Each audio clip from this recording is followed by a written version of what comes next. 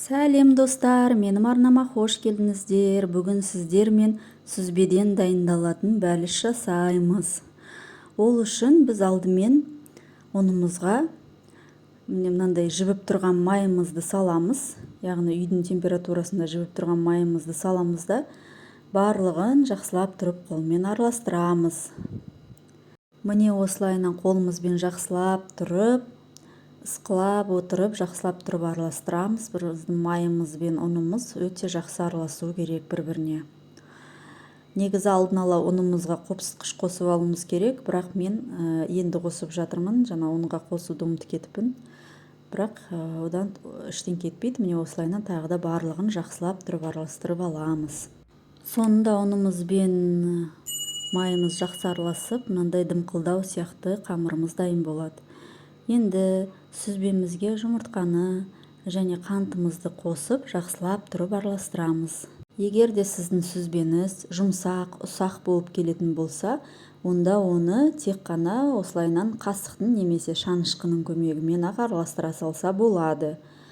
Ал егер менікі сияқты ірі мынандай сүзбе болса, онда барлығын жақсылап тұрып, мынандай блендердің көмегімен езіп шығамыз. Сонда барлығы біркелкі салма болып шығады. Жақсы езілген біркелкі салма болып шығады.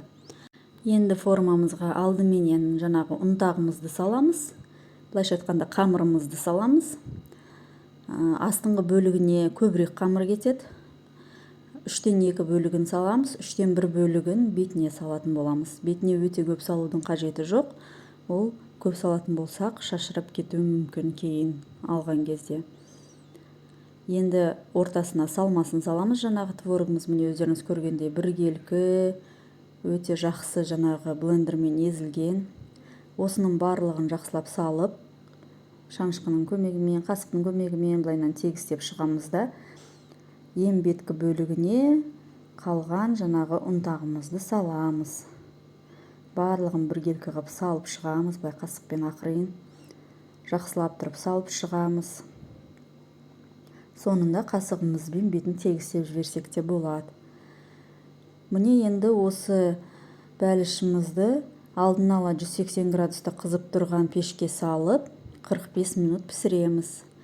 Мінеки достар, осымен біздің бәлішіміз дайын болды. Өте керемет бәліш болып шығады. Міндетті түрде жасап көруге кеңес беремін. Достар, менің арнама тіркеліп, лайк басып, комментарий жазып, қоңырауша белгісін баса жүріңіздер.